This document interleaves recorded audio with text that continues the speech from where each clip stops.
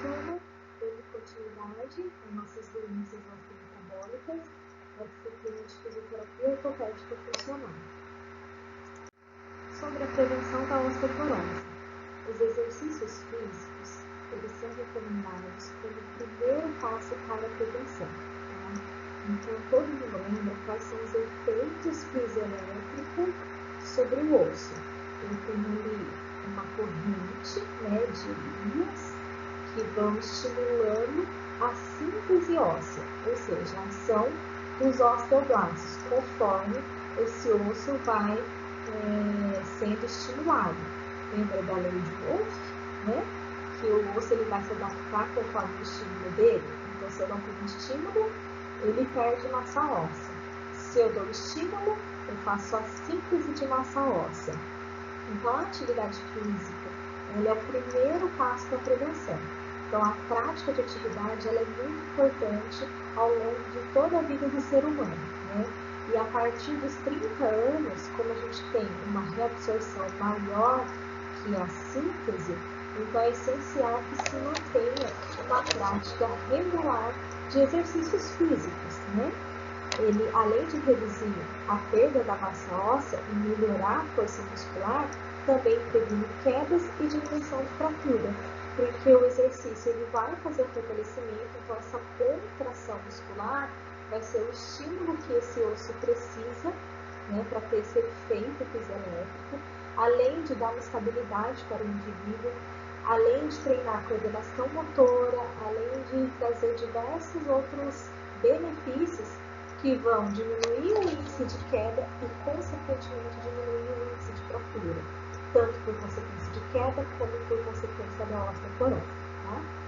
Embora os exercícios aeróbios sejam importantes, os exercícios resistidos parecem exercer um importante efeito da densidade mineral óssea. Então, o exercício aeróbio é sim importante, só que aquele exercício de força, de resistência muscular, de carga, e aqui eu estou falando de uma carga gradativa, são esses exercícios que vão ser essenciais para promover o efeito sobre a densidade mineral óssea. Vale ressaltar a importância da regularidade e aplicação dos exercícios em todos os segmentos. Então, assim, vou fazer exercício de resistência, só abdominal. Não. A gente vai trabalhar tronco, membros superiores e inferiores. Então, eu recomendo uma frequência de 3 vezes por semana, durante de 30 a 45 minutos, e aqui eu estou falando dos exercícios de carga gradativa e de resistência. O tratamento fisioterapêutico ele é de suma importância tanto na prevenção quanto no controle da osteoporose e da reversão do quadro osteoporótico.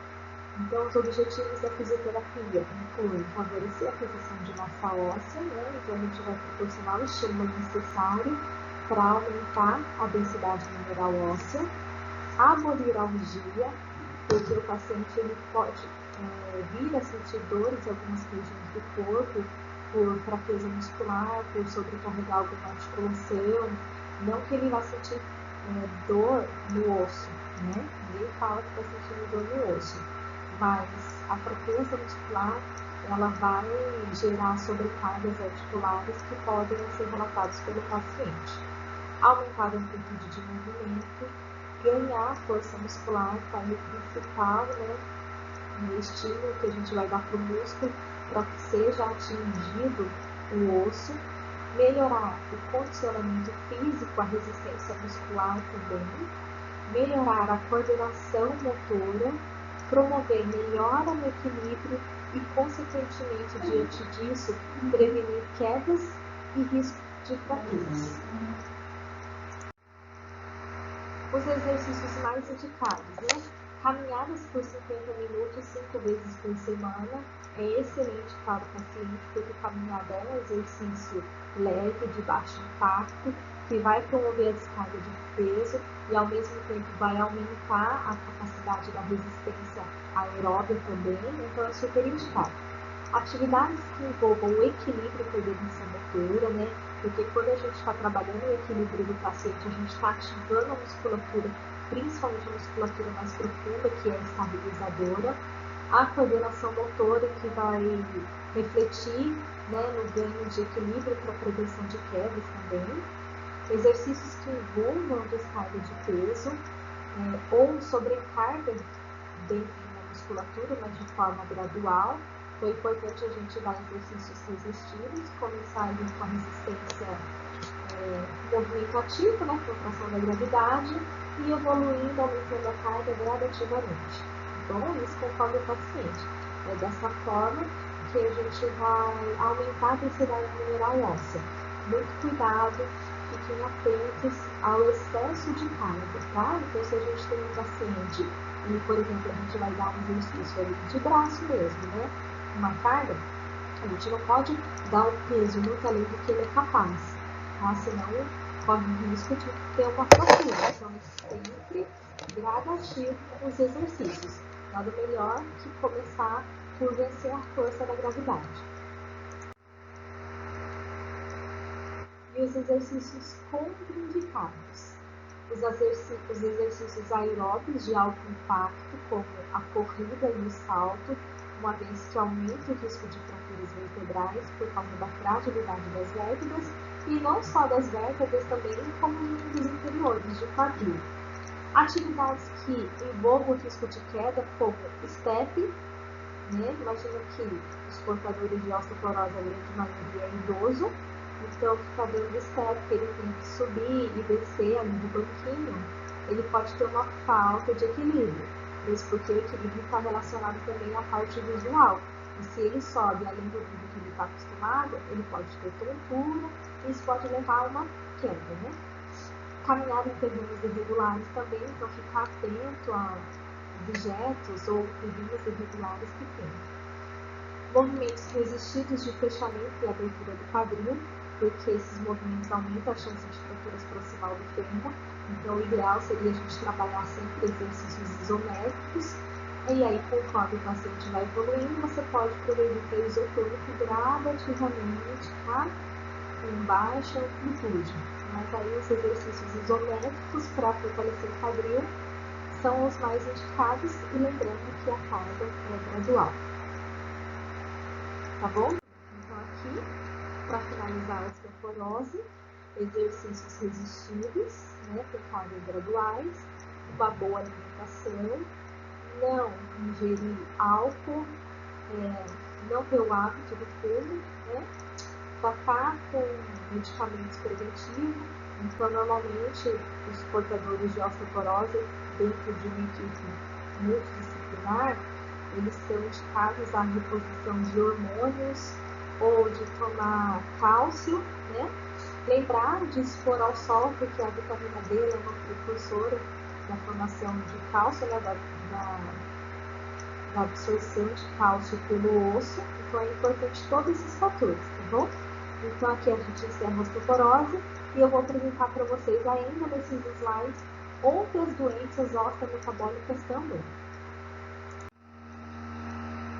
Osteomalácia e raquitismo. Vocês já ouviram, né, o termo popular assim, alguém falar assim, menina, vai comer, senão você vai ficar raquítica, né? Então, raquítico, você imagina alguém assim, muito magra, com uma falta de densidade óssea. Isso a gente está falando de raquitismo. Eu vou explicar para vocês. É uma doença caracterizada por ossos frágeis. Então, são ossos que não são osteoporóticos, mas são ossos que têm uma diminuição da sua densidade mineral também. E por causa disso, eles se tornam vulneráveis a fraturas, quebradiços, devido ao defeito da mineralização. Nos adultos, ocorre por defeito de mineralização da matriz óssea, e nas crianças pode ocorrer até mesmo o fechamento das epífises de crescimento, isso impedindo que a criança se desenvolva e que ela cresça, tá? É uma anormalidade no processo de construção desse osso. Etiologia. Causa, né, da osteomalácia e do raquitismo. Nada mais é que uma deficiência de cálcio e fosfato no osso. Esses dois constituintes, que é o Ca e o T, né, da tabela periódica, eles são responsáveis por promover a dureza do nosso osso. Então, o osso ele tem uma diminuição da quantidade de cálcio e fosfato e uma alteração na produção dos osteócitos. São indivíduos normalmente relacionados a uma carência nutricional, pode também estar relacionado a uma deficiência ou a incapacidade de absorver, metabolizar ou utilizar a vitamina D. A deficiência da enzima fosfatase alcalina também, que é responsável pela alteração no pH do osso, dando uma acidose metabólica, ou a presença de substâncias inibidoras da mineralização, como o alumínio e o flúor, tá? Então, esses dois produtos, né, esses dois constituintes, eles podem também estar impedindo a mineralização, a densidade mineral óssea.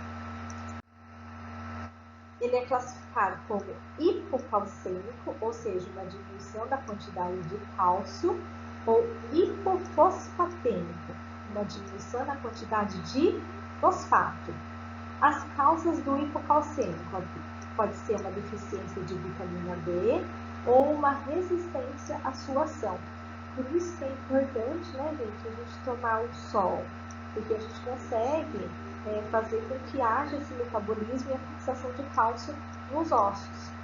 E o hipofosfatêmico pode ser uma perda renal de fosfato.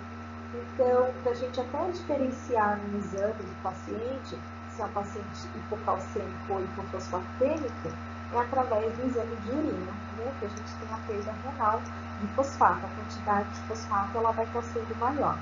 Essa imagem aqui, vou colocar o apontador. A imagem que a gente tem aqui na lateral, olha, é uma criança com raquitismo, né? Vocês conseguem observar aqui que os ossos frágeis, né, eles vão sofrendo impacto conforme o estímulo. Então, a gente tem aqui uma deformidade de músculos inferiores, o joelho vale, né?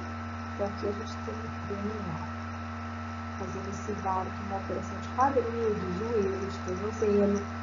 Os membros superiores também, vocês podem observar aqui uma diminuição da densidade mineral. Diagnóstico clínico, né?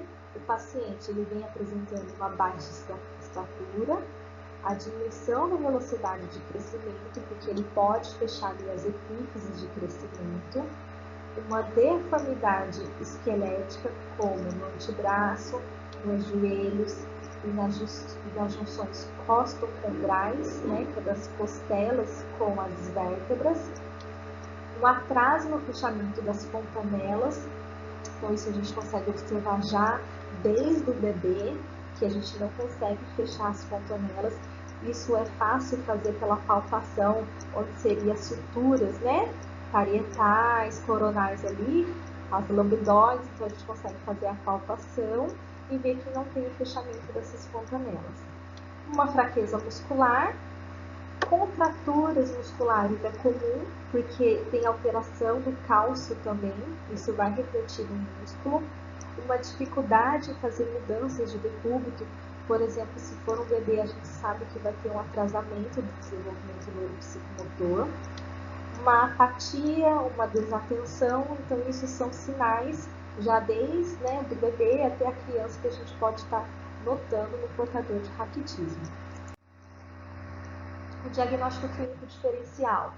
O hipocalcêmico, ele é notado uma hipoplasia do esmalte dentário, então uma alteração, né, do esmalte dentário, convulsões neonatais e diminuição do tônus muscular.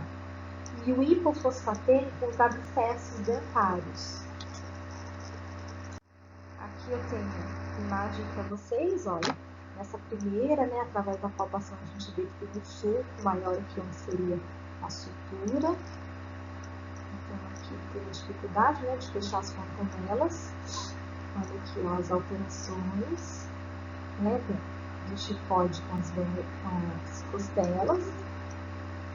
Aqui, olha, uma deformidade. E aqui joelho valgo, e valgo.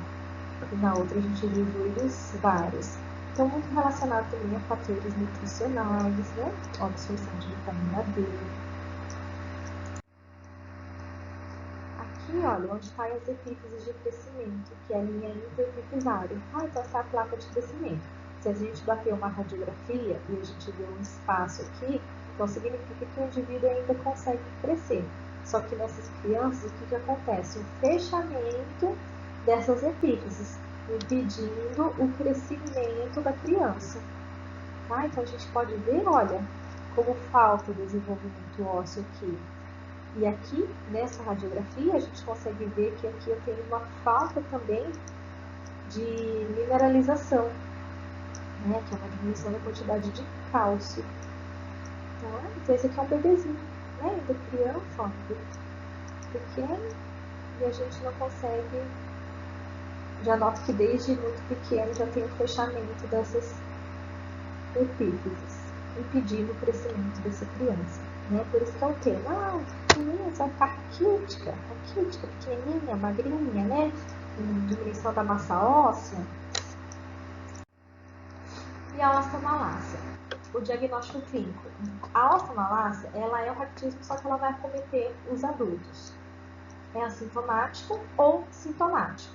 Se o paciente, né, tiver manifestações clínicas, ele vai apresentar uma dor óssea difusa, na verdade, aquela dor mais profunda, né, que geralmente a gente sente essa dor quando a gente está no processo de estímulo de crescimento, né? Já ouviram falar, eu tô com dor, é o menino, é o osso que está crescendo, né? Mas é uma dor mais profunda, de uma forma geral. Fraqueza muscular, principalmente de músculos proximais, então estabilizadores de símbolos escapular e pélvico. Dor à palpação, porque são ossos muito frágeis. E deformidades esqueléticas são muito raras em adultos, porque eles já passaram pelo processo de crescimento. Então, uma pessoa também com diminuição da massa óssea, né? E que sente muita fraqueza, muita fadiga e uma dor assim, mais profunda que o paciente não consegue relatar direito de onde é. Aqui algumas imagens para vocês, tá? Da osteomalácia no adulto. Então, é muito comum pela fragilidade óssea, ossos quebradiços, a fratura e a dificuldade de consolidação e a deformidade também. Então, aqui eu tenho uma fratura, né, de fíbula. Aqui, ó, uma fratura com grande deformidade de tibia e fíbula. E aqui, ó, o antebraço. Aqui o braço e o antebraço do paciente, né? Conseguem perceber a diminuição da densidade mineral e a dificuldade aqui, né, de manter o alinhamento, uma deformidade óssea já instalada. Tratamento fisioterapêutico. Nós seremos responsáveis por abolir a algia do paciente, né, qualquer dor que ele venha sentir, tanto nas articulações, músculos, contraturas, etc. Reduzir a contratura muscular, né, desfazer aquele espasmo muscular do paciente, manter a mobilidade articular, prevenir o aparecimento de deformidades ósseas, fortalecer, dar estabilidade para aquela articulação, para aquele músculo, estimular aquele osso, melhorar o equilíbrio, a coordenação motora, estimular a parte proprioceptiva, treinar as mudanças posturais, treinar marcha, melhorar as atividades funcionais, estimular as atividades de vida diária e orientar o paciente e os familiares. O tratamento fisioterapêutico, enfim, né? Exercícios que vão estimular a adaptação articular perante as deformidades do membro afetado. Então, a gente sabe que uma fraqueza muscular, ela, né, pode gerar o desuso, uma diminuição da densidade mineral, uma instabilidade articular. Então, a gente vai sempre promover exercícios que vão trazer, estimular, né, essa densidade e também a estabilidade articular. Alongar a musculatura e mobilizar as articulações para evitar ou para prevenir a progressão de deformidades. Circuito para treinar equilíbrio e marcha de forma adaptada. Estimular a funcionalidade e as mudanças de decúbito com auxílio e resistência. Lembrando que a gente só vai oferecer resistência para o paciente a partir de forma muito gradual. Então, às vezes, esse paciente ele vai ter uma dificuldade até de vencer a força da gravidade. É onde a gente vai ajudar nos exercícios ativo assistido. Depois, exercícios ativos, né, adaptando para ação da gravidade, e aí só posteriormente a gente vai colocar uma resistência para esse paciente. Então, é de forma muito gradativa também, e com muito cuidado, porque são riscos de ossos frágeis, de fraturas. Realizar exercícios que facilitarão as atividades de vida diária, exercícios em diagonais, que trabalhem com mais foco nos grupos musculares. E aí, gente, trabalhar com esse paciente bastante atividades funcionais, bastante atividade de vida diária, atividades transposturais, treino de marcha, sentar e levantar, né? Então, sempre trabalhar isso com o paciente, porque é o que ele precisa. Ele precisa das habilidades do dia a dia dele. Concluindo, então, a osteomalácia e o raquitismo, né, que são a mesma doença, vamos dizer assim. O raquitismo, ele é dado esse nome até a gente fechar a eclipse de crescimento. A partir do momento que fechou a eclipse, não há mais o crescimento da estatura do indivíduo. Então, a partir disso, a gente vai dar o nome de osteomalácia. Tudo bem? Então, a gente continua nos próximos slides para apresentar a última doença osteometabólica para vocês.